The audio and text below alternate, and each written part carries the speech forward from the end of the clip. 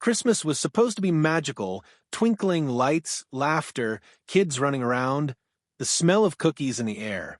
But in just one horrifying second, our holiday turned into a nightmare. My son, my sweet, innocent boy, was shoved into a public bathroom by none other than HOA Karen. And the worst part? She had no idea who my husband is. I froze. Other parents gasped. My heart pounded like never before. I couldn't believe what I had just witnessed. This wasn't just an embarrassing moment. It was terrifying. I knew right then that this woman had crossed a line she could never come back from. Before we dive into the story, I need to know, where are you watching this from? Comment your city below. And hey, make sure to subscribe so you don't miss a second of this shocking story, because what happened next will leave you speechless. It all started on a crisp, bright Christmas morning in our neighborhood. The air smelled of pine, and the streets sparkled with holiday lights. Families were gathered in the community center, exchanging laughter, hugs, and presents. My son, full of excitement, ran around with other kids, his little cheeks flushed with joy. He had been waiting for this day for weeks, and I could see the pure happiness in his eyes. But there was one person who didn't belong in this cheerful scene, HOA Karen. She had always been a strict, controlling figure in the neighborhood, someone who took pride in enforcing rules no one asked for. I had kept my distance, thinking she was more of an annoyance than a real threat. That illusion shattered faster than I could imagine. Without warning, I saw her confront my son in the crowded hallway. Her face twisted in anger over something trivial, something that shouldn't have mattered at all. Before I could react, she shoved him into a public bathroom. My heart stopped. Time seemed to freeze. The other parents looked on in disbelief. My son's eyes were wide with shock, his little body trembling. And what made it worse, what would later change everything, was that she had no clue who my husband is. That detail, unknown to her, would soon turn the entire situation upside down. Before I take you deeper into this story, I need to hear from you. Where are you watching this from? Comment your city below. And if you haven't already, hit subscribe so you're ready for the full shocking story, because what comes next is beyond anything you can imagine. Christmas morning in our neighborhood was everything you'd imagine from a postcard. The snow had dusted the lawns like powdered sugar, twinkling fairy lights hung from every porch, and the scent of pine mixed with cinnamon and freshly baked cookies wafted through the air. Children, bundled in scarves and mittens, ran around the streets, their laughter echoing off the houses. Parents greeted each other warmly, cups of hot cocoa in hand, sharing stories of a year gone by. It was one of those perfect mornings where nothing could possibly go wrong, or so I thought. My son, 7 years old and full of boundless energy, was practically bouncing with excitement. He had been talking about this neighborhood Christmas celebration for weeks, about the games, the gifts, the Santa visit. His eyes sparkled like the Christmas lights overhead, and his little face was flushed with anticipation. I watched him dash from one activity to another, his joy infectious. I remember thinking, I can't believe how lucky we are to have a community like this. But there was always one person who made me uneasy, HOA Karen. Everyone in the neighborhood knew her. She was the self-appointed rule enforcer, the one who measured snow height on lawns and complained if your Christmas lights weren't perfectly aligned. Most people tolerated her. Some avoided her entirely. I had tried to keep my distance. I had assumed her strict personality was just a quirky part of the neighborhood dynamic. But there had always been a coldness in her eyes, a judgment that made me uncomfortable. Little did I know that coldness would erupt into something terrifying that very day. The day started innocently enough. Families gathered in the community center for the annual Christmas breakfast. There were tables of muffins, pancakes, and hot chocolate. Kids' faces were painted with glitter, Santa hats perched crookedly on heads, and music played softly in the background. I was chatting with some neighbors, keeping a watchful eye on my son as he darted between craft tables and gift exchanges. Everything seemed perfect, but then I noticed Karen. She was standing near the entrance, arms crossed, her eyes scanning the crowd with an intensity that made my stomach twist. I couldn't tell what she was thinking, but there was a tension in the air around her, like a storm gathering quietly but with force. I felt a flicker of worry, but I told myself I was being paranoid. After all, it was Christmas. What could possibly happen? I turned back to my son, who had found a small group of kids playing a game near the community center hallway. He was laughing, completely absorbed in the moment, and I relaxed for just a second. That's when I noticed Karen moving toward him. There was no warning.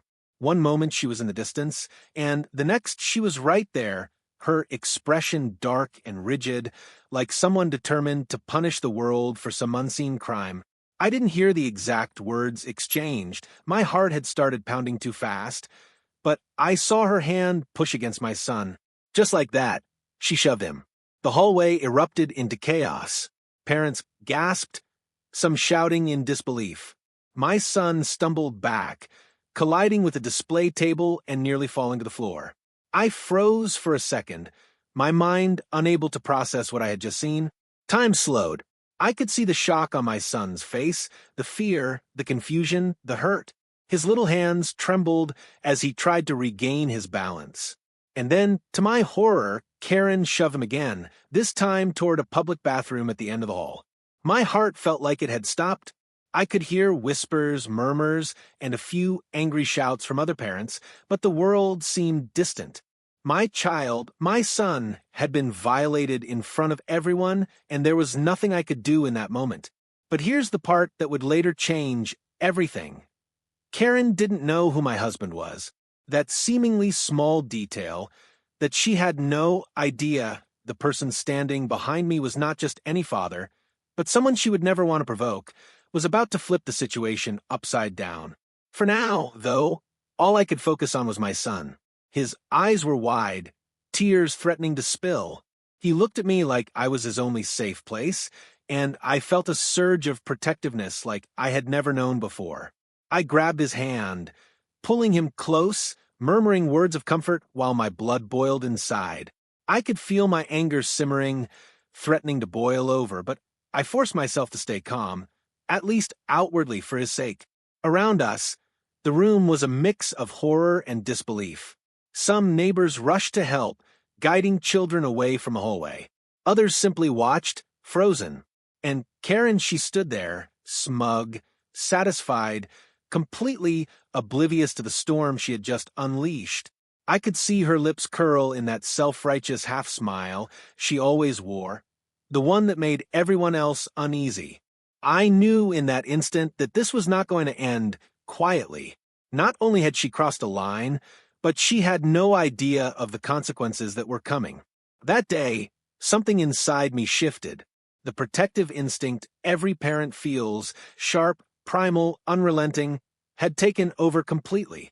And what Karen didn't know, what no one could yet see, was that the person standing behind me, the man she would soon meet, was not someone to underestimate. But let me pause here for a second. Before we go deeper into what happened next, I want to hear from you. Where are you watching this story from? Comment your city below. I want to see how far this story reaches. And if you haven't already, hit that subscribe button, because what comes next is shocking, emotional, and completely unexpected. Little did I know, this Christmas celebration, meant for joy and laughter, was about to turn into a story of fear, suspense, and a revelation that no one, especially Karen, would see coming. And the journey was just beginning. After that initial shove, my heart was racing, but I forced myself to stay calm. I grabbed my son's small hand, trying to steady him, whispering, "It's okay, baby. I've got you."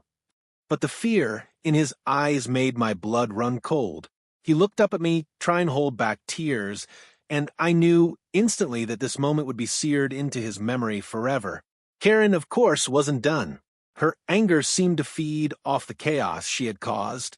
She stepped closer, her voice rising with accusation over something trivial, something completely meaningless. My son, scared and confused, tried to step back, but the hallway was crowded. Other parents had begun to notice, murmurs turning into gasps, but no one immediately intervened. I was frozen for a moment, the shock of seeing someone attack my child paralyzing me. And then it happened. She shoved him again, this time directing him straight toward the public bathroom at the end of the hall. He stumbled, his little feet dragging across the tile. The sound of his shoes scraping against the floor was like a hammer against my chest. I could see his small body shaking as he hit the bathroom door. "Stop! What are you doing?" I shouted, my voice trembling, trying to push through the crowd to reach him. But Karen was fast, and in that instant, the door closed behind my son, trapping him inside. My heart sank into my stomach. The public bathroom, dirty, echoing, and suffocating, was now a prison for my terrified child. I ran forward, banging on the door. "Open this door. Now." But she stood outside, her face unreadable, as if she had done nothing wrong.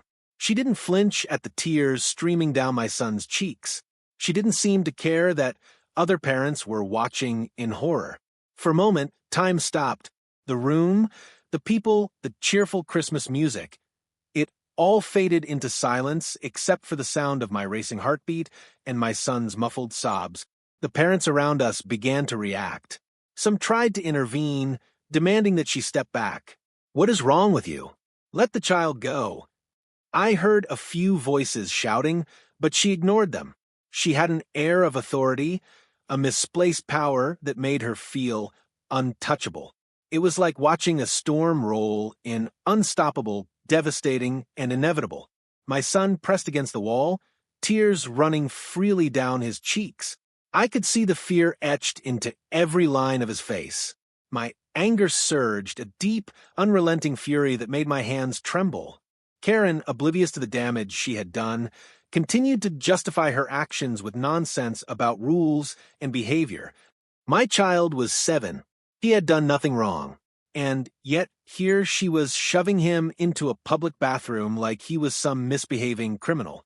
It was in that moment, as I stood outside the door, yelling and pleading, that I realized something terrifying. She had no idea who my husband was. That fact, small and seemingly irrelevant at the time, would soon tip the scales in ways she could never imagine. I could see it in the corner of my mind, like a shadow waiting to strike. Finally, I managed to pull him out of the bathroom. His little body was trembling, his eyes wide with shock. He clung to me as if I were the only safe thing in the world. My heart ached seeing him like this. I held him close, whispering words of comfort, trying to reassure him, even though I felt helpless and enraged. The other parents were still murmuring, some shaking their heads in disbelief, some staring at Karen with growing anger. I realized in that instant that this wasn't just a family matter, it was a community matter. Karen had crossed a line so blatant, so shocking, that everyone present felt the weight of it. But the story wasn't over. Karen's misjudgment, her arrogance, had set the stage for what would come next. Because what she didn't know was that the person standing nearby, observing everything with a calm intensity, was my husband. And my husband was not someone to underestimate. He had been quiet until now, letting the chaos unfold, watching the situation carefully. But as soon as he saw my son shoved into that bathroom, a shift came over him. The mild-mannered, polite man everyone knew transformed into something else entirely. The storm in him, long contained, was unleashed in an instant. I could feel the tension ripple through the room as his presence alone seemed to make Karen hesitate. I held my son tightly, whispering, "It's okay, baby. You're safe now." But deep down, I knew the real battle hadn't even begun. Karen had no idea what she had just triggered. Her arrogance, her sense of entitlement, her complete disregard for others' feelings. It was about to backfire in ways she would never see coming. And the community? They had seen everything. They had witnessed her cruelty, her recklessness. I could feel their eyes on her, judging, questioning, silent but powerful. Something had shifted that day, and I knew it would change everything about our neighborhood Christmas celebrations forever. Before we move to what happened next, how the truth about my husband came into play, and how Karen's arrogance caught up with her, I want to hear from you. If you were in my shoes, what would you have done? Comment below and let me know. And if you haven't subscribed yet, hit that button now, because the next part of this story is going to shock you in ways you can't even imagine. Little did Karen know, the Christmas celebration had just turned into a chain reaction of consequences one that she would never recover from. And what my son experienced that day would stay with him forever. But it also set the stage for a revelation that would leave everyone in our neighborhood completely stunned. The moment my son stumbled out of that bathroom, shaking and pale, the entire room seemed to hold its breath. Parents murmured in disbelief, children stared wide-eyed, and the cheerful hum of Christmas music felt strangely distant, almost mocking. I clutched my son tightly, holding him as if I could shield him from the reality of what had just happened. His little body trembled against mine, and I could hear the shallow, uneven rhythm of his breaths. My chest ached, not just from anger but from fear. Fear that the memory of this day would scar him forever. Other parents approached cautiously, their faces a mix of concern, outrage, and disbelief. "Is he okay?" one woman asked, her voice trembling. I nodded, trying to appear composed, but my hands shook uncontrollably. "He's fine," I whispered, though the lie barely covered the truth. My son's small frame clung to me as if the world outside my arms had suddenly become a dangerous place. And then there was Karen. She stood across the room, arms crossed, acting as though nothing had happened. Her expression was carefully neutral, but there was a flicker of defiance in her eyes, as if she were daring anyone to challenge her. She didn't apologize. She didn't show remorse. She was like a storm cloud that refused to dissipate, casting a shadow over the entire community gathering. I felt a surge of anger, sharp and unrelenting. I wanted to march across the room, grab her by the shoulders, and shake her until she understood the gravity of what she had done. But I forced myself to stay calm, at least outwardly for my son's sake. I couldn't let my fury terrify him even more. So I focused on him, whispering, "It's okay, baby. You're safe. Mommy's here." But inside, the anger simmered, a boiling force threatening to erupt. Neighbors began to speak up. Some shook their heads, muttering about how outrageous it was for someone to behave like that. Others tried to approach Karen, questioning her actions politely at first, then more firmly. But she deflected, twisting the situation to make it seem like she was somehow in the right. It was maddening. Everyone had witnessed the shove, the fear in my son's eyes, yet she stood there pretending to be the victim. Meanwhile, I noticed my son slowly recovering enough to speak. His voice was small, hesitant, trembling with residual fear. "Mom, she pushed me," he said, barely above a whisper. My heart clenched. I knelt down to his level, cupping his face in my hands. "I know, baby. I know. It's not your fault. She's wrong, okay? You did nothing wrong." His eyes welled up, and I wiped the tears from his cheeks gently. I wanted to tell him that everything would be okay, but deep down, I wasn't sure if it ever would be after something like this. Some parents tried to console him too, offering hugs and kind words. But nothing could erase the image of him being shoved into that bathroom by an adult who had no authority over him. The sense of violation lingered in the air like smoke, thick and choking. I could see the shock mirrored on their faces, the disbelief that someone could act so cruel in such a public, joyful setting. I glanced around, and that's when my eyes met Karen's. For the first time, I realized she didn't even comprehend the magnitude of what she had done. She had no idea the ripple effects of her actions, the fear, the anger, the outrage she had ignited in every parent present. She had crossed a line, and lines like this, once crossed, leave marks that never fade. But there was another layer to this tension that Karen couldn't see, couldn't even begin to anticipate. Because in the shadows, standing a few feet away, watching the entire scene unfold, was my husband, quiet, composed, and calculating. He had observed everything with an intensity that made the air itself feel heavy. He had not reacted yet, letting Karen's arrogance and recklessness reveal everything about her character. But the storm brewing behind his eyes was unmistakable.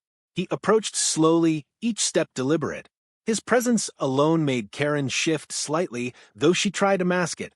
She had no idea who she was dealing with, not the mild-mannered neighbor she assumed he was, but someone whose patience had limits and whose loyalty to his family was absolute.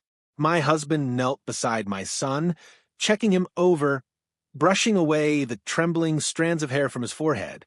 He spoke softly, reassuringly, while casting a subtle, piercing gaze toward Karen.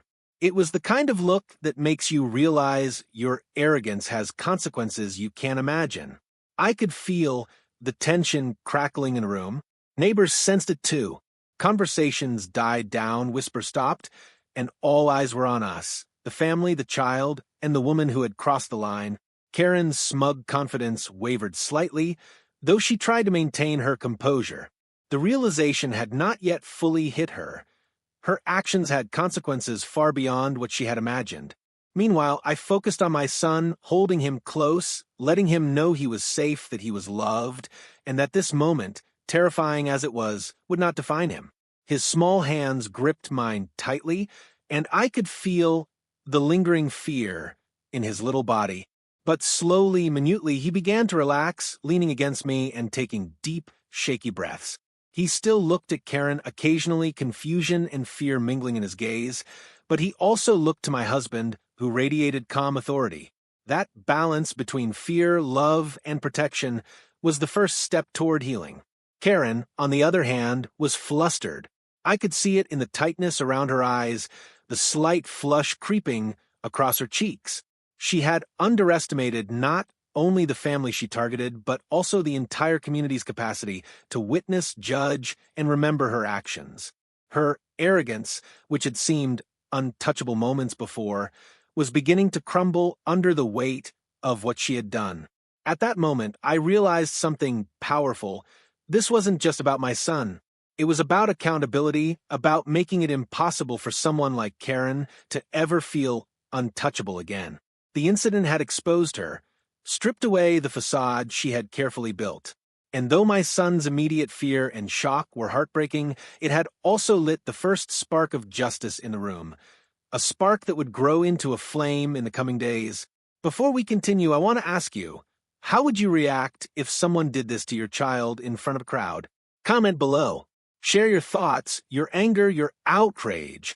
And if you haven't already, make sure to subscribe because the next part of the story reveals something shocking about my husband, something that Karen never saw coming, and that changes the entire course of the story.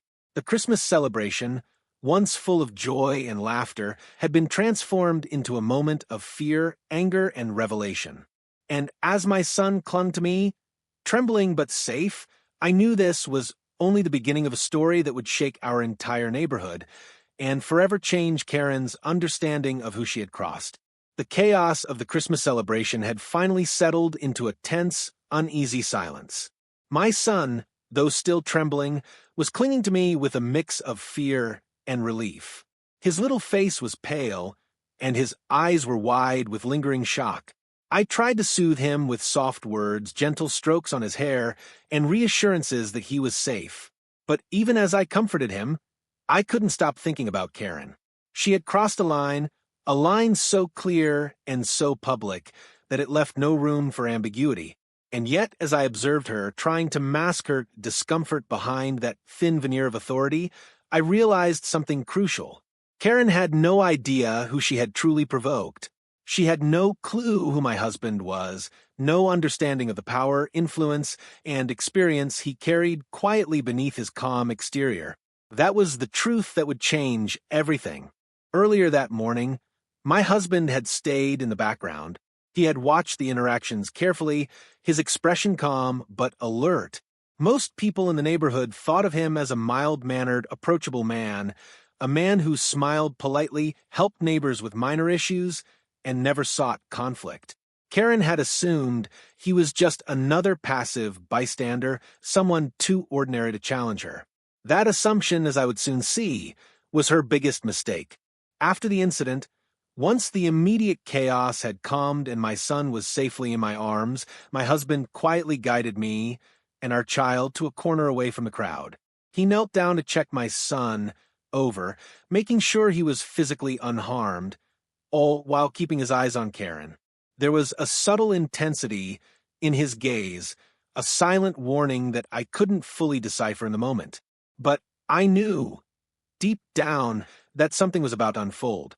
Later that evening, after we had returned home, My husband revealed the truth about his past. I had always known him as a kind, protective, and thoughtful man, but the details of his professional life had been something he rarely discussed. Now, he explained the depth of his connections, his experience in high-stakes situations, and the power he wielded quietly in ways that most people would never imagine. Karen had made a fatal error. She had shoved my son in public, unaware that she had provoked a man whose influence extended far beyond neighborhood disputes. My husband had the ability to ensure that her actions would have consequences, real, undeniable, and impactful. The calm exterior she had mistaken for passivity was, in reality, a careful, deliberate strategy that masked immense capability and authority. I realized then that Karen's arrogance had blinded her to one critical fact. She had no idea who she was dealing with. Every shove, every harsh word, every moment of self-righteousness she had displayed had been a trigger, setting in motion a chain of events that she could not have predicted. And now, we had the opportunity to respond, not with impulsive anger, but with calculated, unstoppable power. As we sat together that night, my husband outlined a plan. It wasn't about revenge in the petty sense, it was about accountability. Karen had crossed boundaries that no one should ever cross, and her behavior could no longer be ignored. The incident was not just about my son, it was about sending a clear message that such reckless cruelty, especially toward a child, had consequences. I could feel the tension building inside me as he spoke. The fear I had felt for my son transformed into a steely resolve. We were not just protecting our family. We were preparing to reveal a truth so shocking that Karen, and everyone who had witnessed her behavior, would never forget it. Her arrogance had been her downfall, and now the scales were beginning to tip. The next day, we began to gather evidence. Witnesses, videos, and the accounts of other parents all became part of a meticulous plan to ensure that Karen's actions could not be brushed aside. Every detail mattered. Every observation counted. My husband's approach was precise, calculated, and effective, a stark contrast to the chaotic, impulsive behavior Karen had displayed. As word began to spread, quietly through the neighborhood, a subtle shift occurred. People who had previously feared Karen's authority now began to see cracks in her armor. The air, once thick with her dominance, now carried whispers of accountability. And for the first time, Karen began to realize that her actions might have real repercussions, not just socially, but in ways she could not control. What amazed me most was the way my husband handled it all. Calm, composed, and unwavering, he let Karen's own arrogance do the work. She was too blind, too certain of her superiority, to anticipate the storm that was gathering. And as we prepared for the confrontation that would ultimately expose the truth, I felt a sense of anticipation mixed with dread. This was no longer about a single Christmas incident. It was about justice, accountability, and the revelation of a truth Karen could never have predicted. I looked at my son, who was beginning to regain a small sense of security, and I felt a profound sense of relief. He was safe for now, but the events of that day had opened a door that would lead to a confrontation, a revelation, and a moment that would forever change the neighborhood's perception of power, authority, and consequences. Before we move to the next chapter, I want to ask you, have you ever discovered a truth about someone you trusted or underestimated that completely changed the way you saw them? Comment below. Share your story, because what comes next in mine will leave you completely shocked. And if you haven't subscribed yet, do it now, because the revelation about Karen and my husband is only getting started, and you won't want to miss a second of it. The stage was set. Karen's arrogance, my son's trauma, and my husband's hidden power were all converging. And when the confrontation came, it would be nothing short of explosive. Little did she know, the holiday she had tried to ruin would instead expose her in ways she could never recover from. The day of the confrontation arrived with a tension that felt almost tangible. The neighborhood streets, usually bustling with cheerful chatter and laughter, seemed quieter, as if everyone instinctively knew something was about to happen. I could feel it in my chest, a mix of anxiety, anticipation, and a protective determination that had been building since the Christmas incident. My son clung to my side, still shaken, but trusting that we were in control now. Karen, of course, had no idea what was coming. Her smug confidence, which had carried her through so many neighborhood disputes, still lingered like a shield. She believed that shoving my son into a public bathroom was a minor blip, a moment that would be forgotten. She was wrong, dead wrong. We decided to confront her at a neighborhood meeting that had been conveniently scheduled. It seemed innocent enough, a casual gathering to discuss holiday events, but it would serve as the perfect stage. My husband, calm and composed, led the way, with me and our son following closely behind. The room was full of familiar faces. Neighbors who had witnessed the incident, some silently nodding as they anticipated what was about to unfold. As soon as we entered, Karen's eyes locked on us. At first, I saw only curiosity and a flicker of her usual arrogance. But then, as my husband took a step forward, something shifted. His presence alone demanded attention. He wasn't loud, he didn't raise his voice, but there was an undeniable authority radiating from him. Everyone could feel it. Karen's confident mask began to crack. We waited until the meeting was in full swing. Then my husband spoke. His words were calm, precise, and deliberate, leaving no room for denial or misinterpretation. He described the Christmas incident in detail, recounting every shove, every look of fear in my son's eyes, every inappropriate action Karen had taken. He did so without anger, but with a weight that made it impossible for anyone to ignore. Karen's face went pale as each detail was revealed. She tried to interrupt, tried to justify her actions, but my husband's reputation and authority commanded the room. And then came the reveal, the truth about him that she had never known, the truth that would shock her completely. Karen, he said, his voice steady, you have no idea who you've been dealing with. I'm not just a concerned parent. I have the resources, the experience, and the influence to ensure that actions like yours have consequences. The room went silent. Neighbors leaned in, some whispering, some wide-eyed with disbelief. Karen's mouth opened, closed, and opened again, as if searching for words that wouldn't come. Her arrogance, which had seemed untouchable, had been shattered in an instant. I could see the panic starting to set in. Her eyes darted around the room, realizing that everyone who had witnessed her actions now understood not only what she had done, but the gravity of underestimating the man she had provoked. The power dynamic had shifted completely. My husband continued, calmly but firmly outlining what accountability would look like. There would be consequences, social, legal, and personal.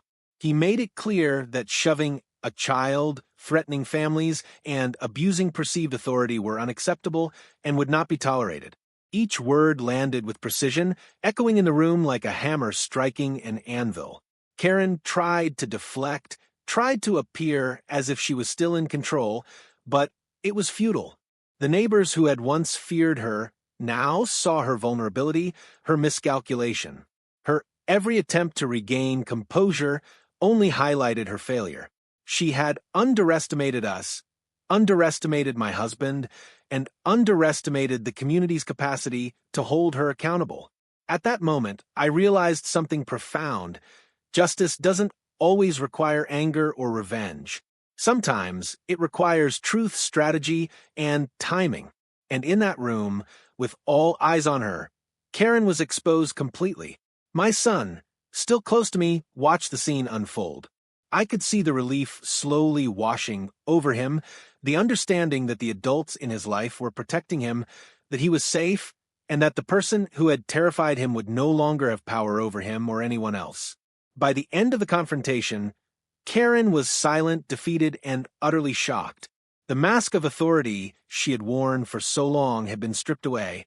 The neighborhood had witnessed a transformation from fear and tension to accountability and empowerment, and the Christmas celebration incident, which had started as a moment of fear, had become the catalyst for a profound shift in power. As we left the meeting, my son held my hand tightly, but this time there was a spark of confidence in his eyes. He had seen firsthand that standing up, even in the face of intimidation, could lead to justice. And Karen?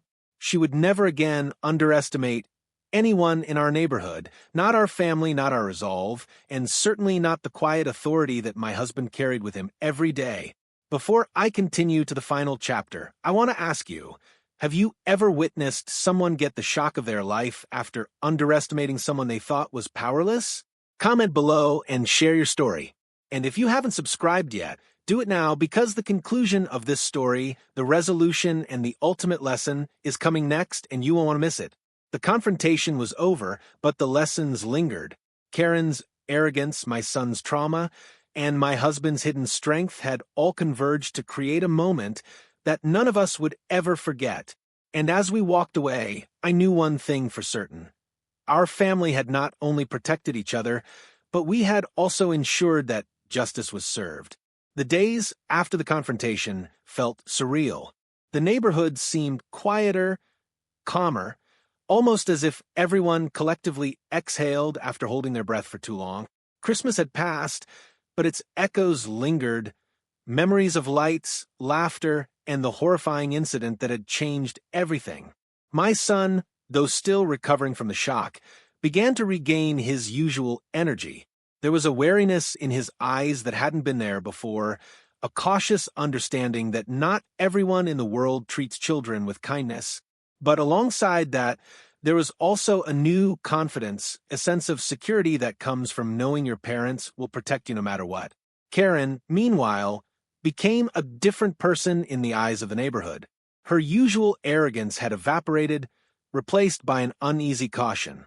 People who had once tiptoed around her now addressed her directly, holding her accountable for her actions. Whispers of the Christmas Day incident followed her everywhere, and the knowledge that my husband's authority and influence had been brought into play created an invisible boundary she could no longer cross. The power dynamic had shifted entirely, and the lesson was clear. Cruelty has consequences, and arrogance can be your undoing. At home, we had our own moments of quiet reflection. My husband and I talked at length about what had happened, the emotions we had felt, and the lessons we had learned. There's relief, yes, but also a lingering awareness of how quickly ordinary moments could turn into something terrifying. We spoke about resilience, about standing up against injustice, and about teaching our son the importance of courage and self-respect. For my son, the healing was gradual. There were nights when he would wake up in the middle of a dream, the fear still lingering in his small body. But each time, he found comfort in knowing we were near, that the family he trusted most had taken action to protect him. Over time, he began to speak about the incident not just with fear, but with understanding, asking questions about why someone would behave that way and how we had confronted it. These conversations were bittersweet, painful to relive the moment, but empowering as he learned that justice is possible even in frightening circumstances. As the neighborhood slowly returned to its holiday cheer, I noticed subtle changes in the community's dynamics. Parents who had been silent during previous confrontations now felt emboldened to speak up when boundaries were crossed. Children played more freely, knowing that the adults around them were vigilant. Karen, once a figure of fear and control, now kept a low profile, aware that the neighborhood's collective eyes were upon her. The incident had transformed not just our family, but the entire community. Reflecting on the Christmas Day ordeal, I realized that the most profound lesson wasn't about revenge or punishment. It was about awareness, preparedness, and the protective instinct that drives a parent to extraordinary measures. Karen's actions had tested our patience' courage and strength, but ultimately it was the careful, calculated response from my husband and the unity of our family that turned a terrifying moment into a story of empowerment and justice. And yet, even in resolution, there remained a lingering tension, a subtle reminder that vigilance is necessary, that trust must be earned, and that appearances can be deceiving. Karen's arrogance had blinded her, but the memory of that day served as a lesson. The consequences of underestimating a family, and particularly a parent protecting their child, can be both swift and irreversible. To the viewers watching the story unfold, remember this. standing up for your loved ones, speaking out against injustice, and trusting your instincts can change the course of events in ways you never imagined. My son's experience, though terrifying, became a catalyst for empowerment for him, for me, and for the community. It showed that even in the face of fear and intimidation, truth and courage prevail. Before I end this story, I want to ask you, have you ever experienced a situation where someone underestimated you or your family, only to be shocked by your strength? Comment below and share your story. Your experiences matter, and together we can create awareness and inspire courage. And finally, if you haven't subscribed yet, now is the time. Hit that subscribe button, turn on notifications, and stay with us for more stories of resilience, justice, and shocking revelations. You won't want to miss what's coming next, because life is full of moments that can change everything in an instant, and the lessons we learn from them are priceless. Christmas Day was meant for joy, but it brought fear, shock, and a confrontation that revealed hidden strength. In the end, though, it became a story of courage, justice, and the unwavering bond of family. And as we move forward, my son knows that no matter what happens, he is safe, he is loved, and he will always have parents who will fight for him, no matter the cost. Before you go, I want to hear from you. Have you ever faced someone who underestimated you or your family, only to be shocked by your strength? Comment your story below. I want to read every single one. If you haven't already, hit that subscribe button and turn on notifications so you never miss a story of courage, resilience, and shocking twists like this one. And don't forget to like this video if you believe standing up for your loved ones matters, and share it with friends and family, because someone out there might need the courage this story inspires. Remember, life is unpredictable, and sometimes the most terrifying moments reveal the strongest parts of ourselves. Stay vigilant, stay courageous, and never underestimate the power of family.